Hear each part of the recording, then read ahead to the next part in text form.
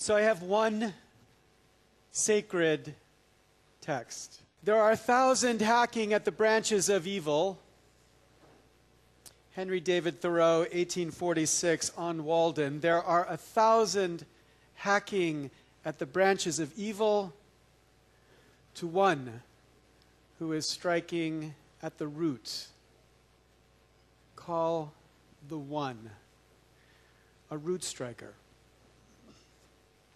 Here's the argument. There's a feeling today in my country among too many of my fellow citizens that we Americans might not make it. Not that the end is near or that doom is around a corner, but that a distinctly American feeling of inevitability, of greatness, culturally, economically, politically, is gone. That we have become Britain or Rome or Greece.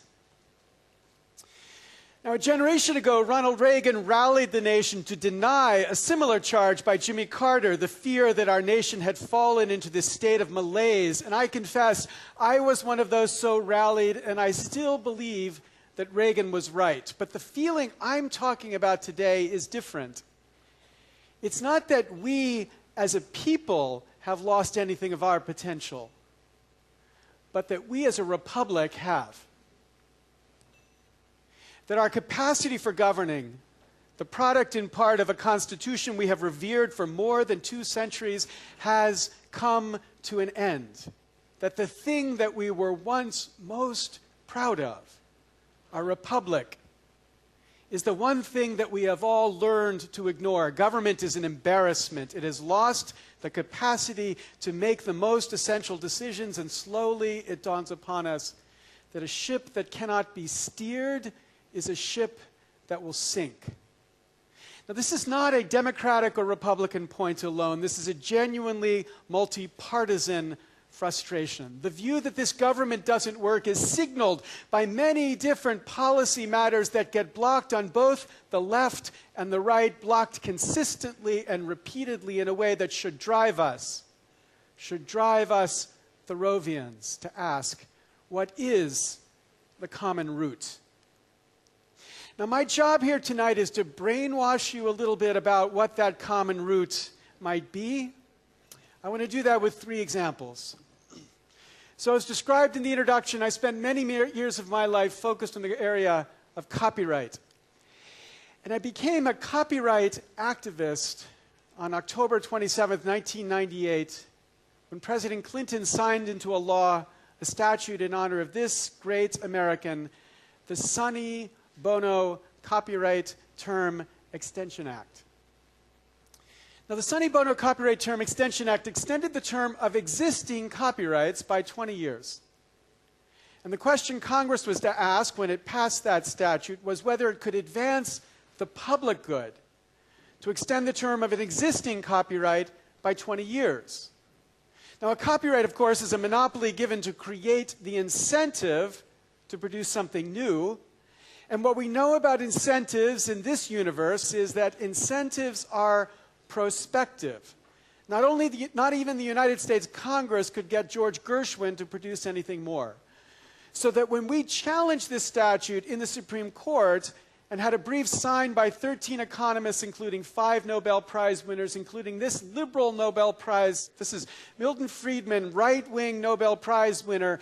Milton Friedman said he would join the brief, arguing it could not advance the public good only if the word no-brainer was somewhere in the brief. So obvious was it that you could not extend the public good by extending the term of an existing copyright. But there apparently were no brains in this place when Congress unanimously extended the term of existing copyrights. What there was more than $6 million in contributions from Disney and related interests eager to have their copyright extended, the public demand notwithstanding. Here's a second example. Think about Wall Street. We've just seen this collapse on Wall Street, which triggered a collapse in the economy and the economies around the world. What explains that collapse? Well, in this book by Simon Johnson and James Quack, they attribute this collapse to this perverse mix, a mix of both too little government and too much government. Too little government in the sense of deregulation. The 1990s saw this explosion of financial innovations, what we call derivatives. But because of a series of regulatory changes, these innovations were essentially invisible to the marketplace. There was no requirement that these innovations be traded on a public exchange, no transparency obligation, not even an obligation that they comply with anti-fraud requirements. So as my colleague Frank Partnoy calculated, in 1980, 98% of assets traded in our economy were traded on these public exchanges. But by 2008, 90% of the assets traded in our economy were traded in these invisible shadow banking markets. No requirement for public disclosure, no requirement for transparency, no anti-fraud requirements at all. And that, of course, encouraged, Johnson and Quack argues, the bubble that when it burst brought the economy down. But that alone was not enough. In addition to too little government, there was too much government, because through the 1990s there was a clear beacon from the federal government to the financial sector that there was, in effect, a government guarantee that when this bubble burst, there would be a bailout at the other side, producing what is the dumbest form of socialism ever invented by man. We socialized the risk while privatizing the benefit. We paid the downside, they got the upside. Now, I know this isn't a legal audience, and this is a technical legal term, but let me just describe this as insanely stupid way to architect a financial system. What explains the stupidity? Now, all of that was before 2008. It gets worse after 2008, when the proverbial insult gets added to injury in the context of Congress of the United States. Because after 2008, after the worst crisis since the Depression, after everyone not tied to Wall Street reviewing this crisis concluded on the left and the right that the crisis was in large part driven by the misregulation, by the deregulation of Wall Street. After the dean of deregulation, the Ayn Randian Alan Greenspan, head of the Federal Reserve, confessed he had made a, quote, mistake in believing the banks would act in the public interest as opposed to their private interest. After all of that, Wall Street still had the power to blackmail both Republicans and Democrats to give them a get-out-of-jail-free card for what they did before 2008, and to leave the basic financial structure that led to the collapse in place. If the banks were too big to fail before 2008, they're only too bigger to fail after 2008. Now, what explains this repeated inability of us to get financial regulation right?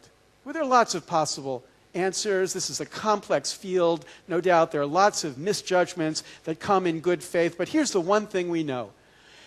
The financial sector and the security sectors had the fastest growth of campaign contributions from 1990 until 2008, and in 2010 they were the largest sector by far, contributing to the congressional elections that brought about this non-reform of Wall Street.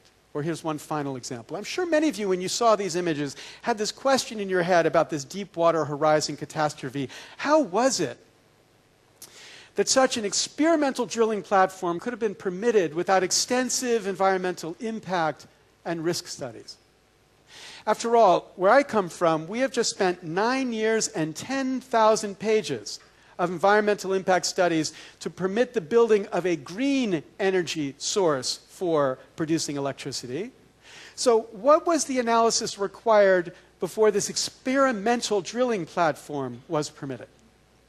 And the answer is 17 pages of environmental impact analysis before the project was exempted from any further obligation to demonstrate its safety, even in the context of experimental drilling. Now, when Congress heard this, Congress was shocked, of course. I'm shocked to find that gambling is going on in here.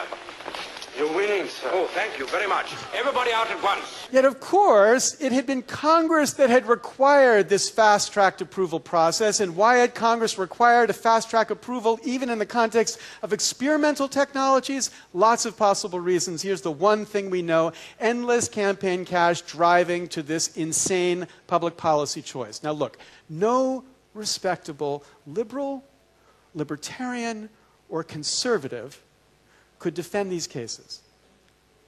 Each of them is an abomination from each of these political philosophy perspectives. So how is it that they become law? Now, the political scientists are uncertain. They say the political science here is complex, but here's the one thing I'm certain of. I'm certain that you believe you know why.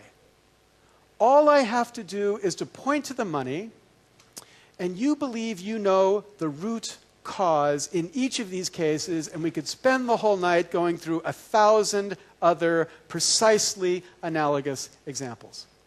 And my claim is, it is, number one, because of cases like these, that Americans believe, quote, money buys results in Congress.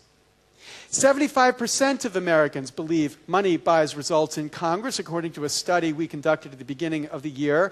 A little bit more Democrats than Republicans, but I guarantee you before the Republicans took control of the House, it was just as many Republicans as Democrats.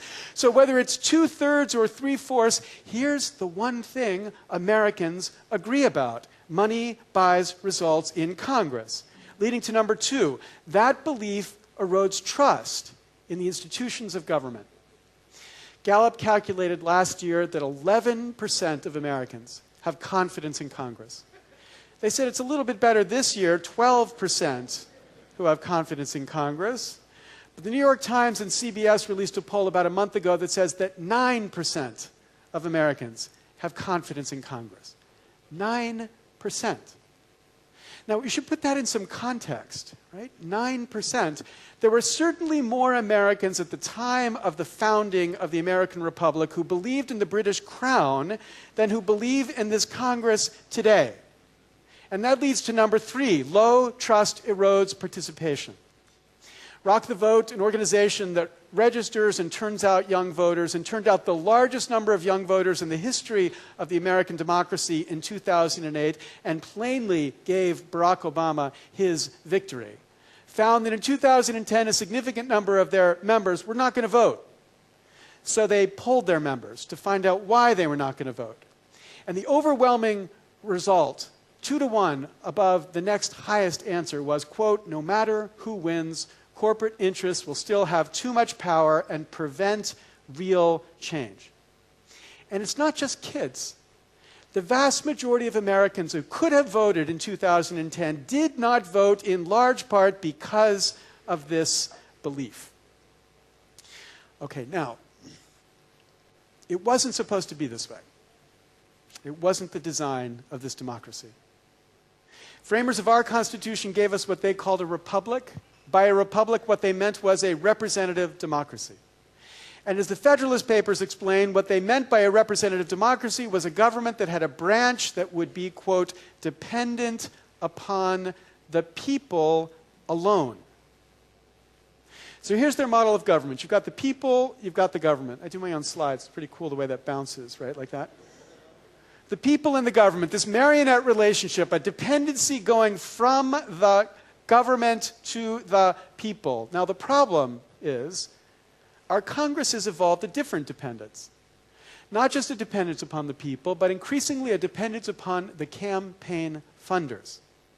Members of Congress spend between 30 and 70% of their time raising money to get back to Congress or to get their party back in power. They develop a sixth sense, a constant awareness about how what they do might affect their ability to raise money. They become, in the words of the X-Files, shape-shifters as they constantly adjust their view about what they want to do in order to make sure they can continue to raise money. Leslie Byrne, a Democrat from Virginia, describes when she went to Congress, she was told by a colleague, quote, always lean to the green. And then to clarify, she went on, he was not an environmentalist. Now, the obvious point is that this is a dependence too. But it's a different and conflicting dependence from the dependence upon the people alone because, surprise, surprise, the funders are not the people. 0.26% of Americans give more than $200 in a congressional campaign. 0.05% of Americans max out in their contributions in a congressional campaign. 0.05%. So the Occupy Wall Street people are proud of their "We are the 99% slogan. Bad marketing. They are the 99.95% against the 0.05% who have extraordinary access because they provide the extraordinary resources necessary to fund these campaigns. Now this is, the Supreme Court doesn't recognize this yet, but the Supreme Court will, this is corruption.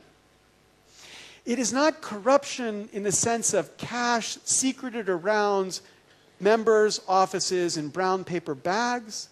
It's not Rob Blagojevich kind of corruption. It's not corruption in the sense of violating any criminal law. I'm not talking about illegal corruption.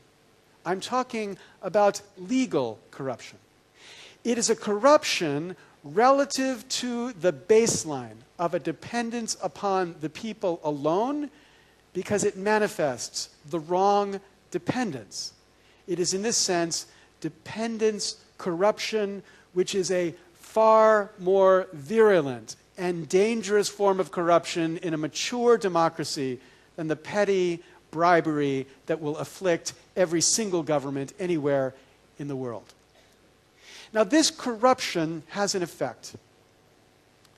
Its effect, first, I submit, is on trust, and trust's erosion erodes participation, and participation's erosion erodes legitimacy. And in a sense, we could say that this is a corruption specific to the United States. But it's also, I want to submit, quite general to modern democracies everywhere in the world. What's general with all modern democracies and everywhere in the world except for some fortunate nations at the northern part of Europe is this erosion of trust in the institutions of democracy. What's specific within each of these democracies is the particular reason for that erosion of trust. The reason in the United States is this view money buys results. The reasons elsewhere are different. They are relative to the culture. It might be that insiders have too much power, or that a particular party has a distorting power, or that a dynasty has a particular distorting power. But each of these is increasingly viewed as a corruption relative to what is increasingly becoming a universal view of democracy, that it's a government to be dependent upon the people alone. It's not hard to describe the problem. And once you describe the problem, it's not even hard to describe a solution. What's hard, and maybe impossibly hard, is to imagine the politics that brings that solution about. Not just in America, but in any mature democracy. Jim Cooper, a Democrat from Tennessee who has been in Washington as a representative for as long as all but about 20 other representatives in Congress, said to me, the single most important problem is that Capitol Hill has become, as he put it, a, quote, farm league for K Street. K Street, the street where lobbyists live. Members and staffers and bureaucrats on Capitol Hill have an increasingly common business model, a business model focused on their life after government, their life as lobbyists. Public Citizen calculated between 1998 and 2004, 50% of senators left to become lobbyists, 42% of members of the House, and those numbers have only gone up. So this is a system where everyone depends on the system surviving. And so how is it that you can change this system when everyone inside the system depends on it surviving?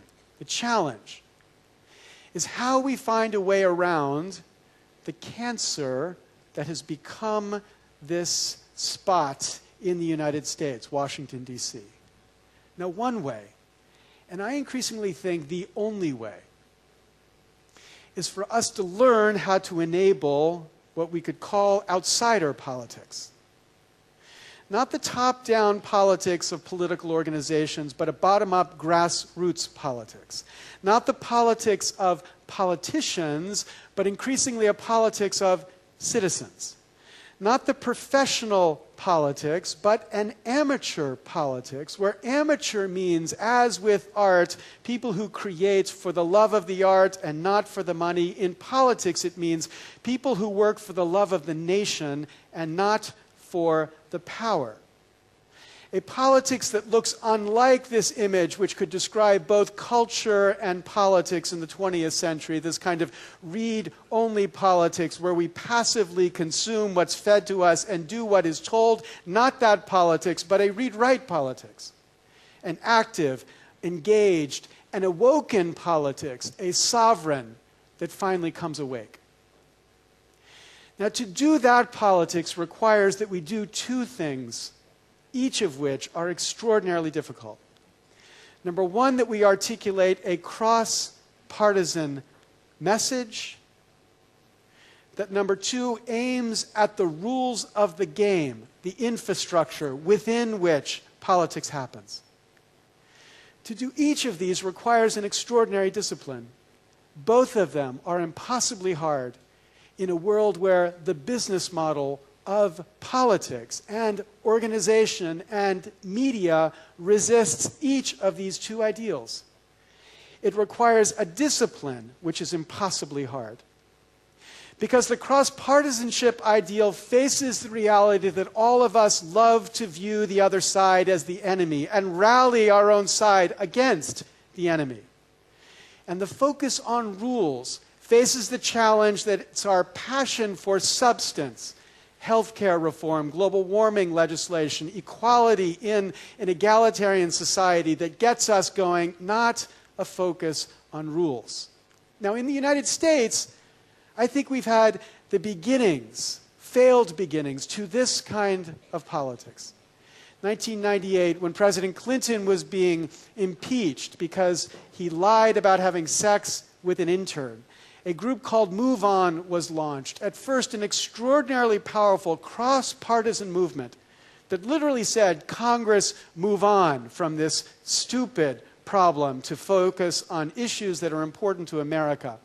But very quickly, that cross-partisan movement fell to the left and became understood as a left-wing organization in American politics. In 2009, the Tea Party was born, at first standing for outsiders and reformers to the political system, and quite quickly it became insiders on the right, focused on how to take control of the Republican Party.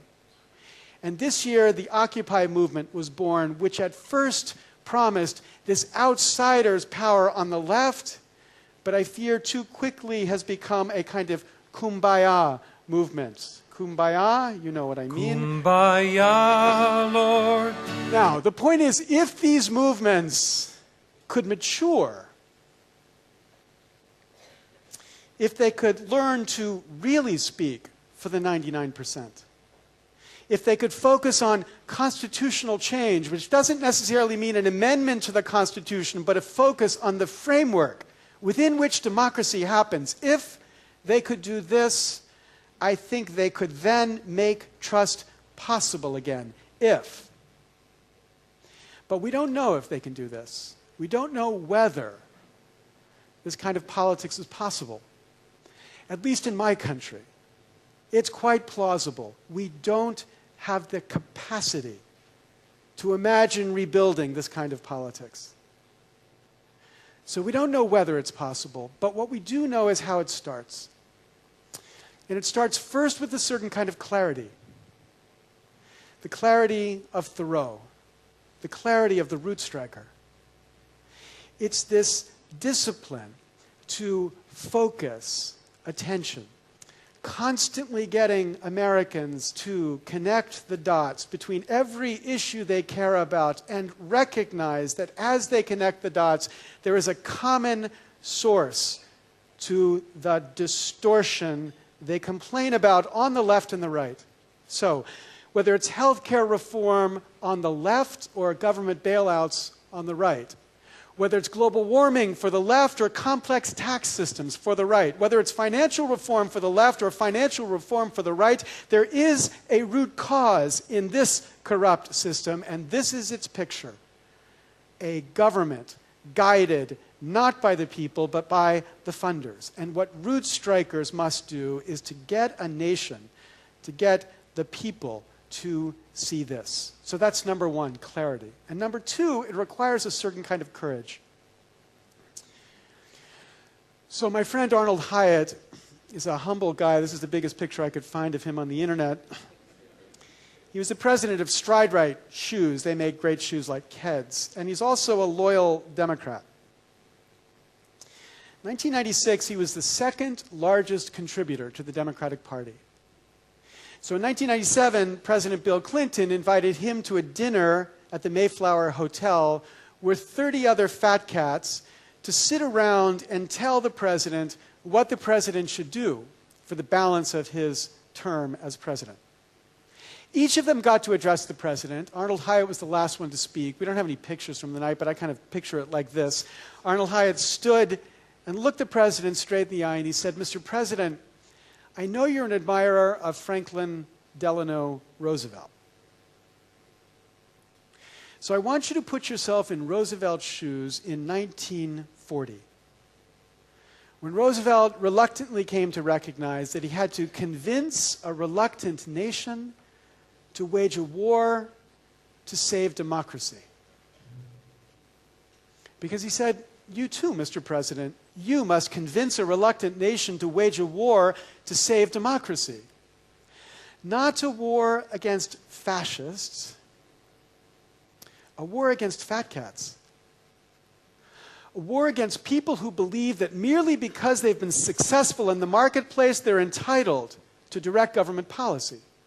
Merely because they are wealthy, they have the right to sit at dinner with the president. People who have convinced America that democracy doesn't work because they've convinced America democracy gets sold to the people who make the highest bid. Now, just picture yourself as Arnold Hyatt, sitting in the small room with 30 other fat cats, pointing to the fat cats and himself as the source of the destruction of democracy in America. There was a little bit of silence after he spoke. The only published account we have of the evening said that, quote, Clinton's response effectively slashed Hyatt to pieces, humiliating him in front of the group. Now, 14 years later, we have to recognize that it was Arnold Hyatt who was right that night. We need to convince a reluctant nation to wage a war to save democracy. But where Arnold Hyatt was wrong was in his belief that it would be politicians who would wage that war. It's not going to be politicians. It's going to be citizens. It's going to be us. It's going to be root strikers. It's going to be some of you. It's our job. It's our courage. It's our republic that's been lost, ours and not theirs. They took it away, but we let them. I want to end with one more story. So think a bit about the responsibility this problem presents. I'm sure some of you remember these images from March 1989, when a ship under the command of Captain Joseph Hazelwood ran aground and spilled about 11 million gallons of oil into the Prince William Sound up near Alaska. This was Captain Hazelwood calling in the accident. Yeah, it's Valdez back. We should be on the radar there. We've fetched up on the ground north of Goose Island, Boy Reef. And evidently, we get some oil.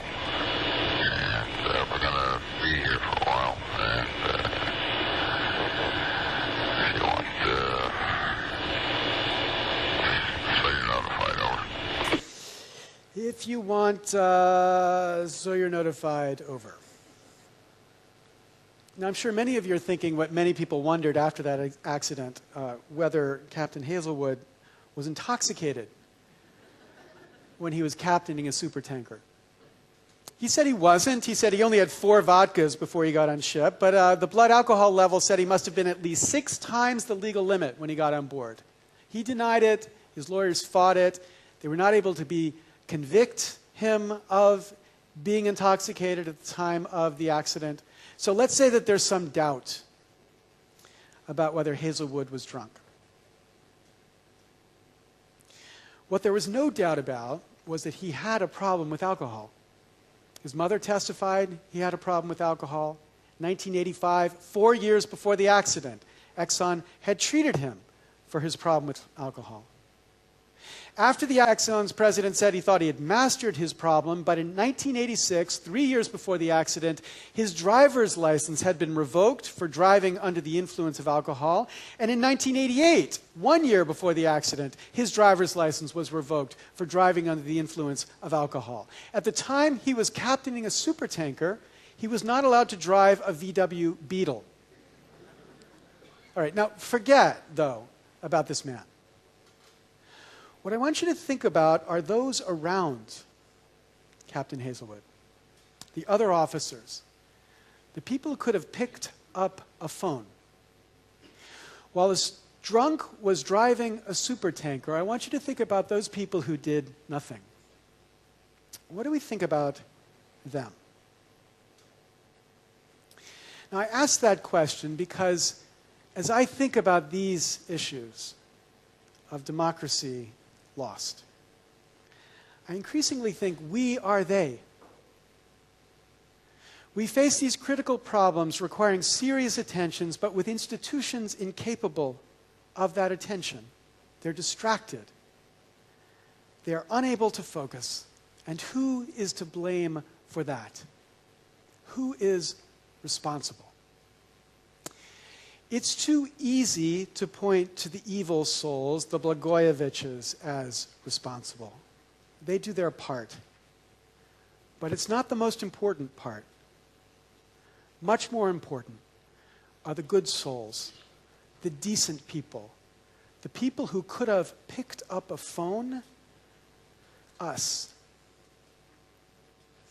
We are the most important part to this problem. We, the most privileged, because the most outrageous part is that these corruptions may have been primed by the most privileged in our society, but they have been permitted by the passivity of the most privileged as well. Permitted. When Ben Franklin was carried from the Constitutional Convention in the summer of 1787, he was stopped on a street by a woman who asked, "Mr. Franklin, what have you wrought?" And he responded, "A republic, madam, if you can keep it. A republic. A representative democracy. A government dependent upon the people alone. We have lost that republic. And around the world, we have to act to get it back." Thank you very much.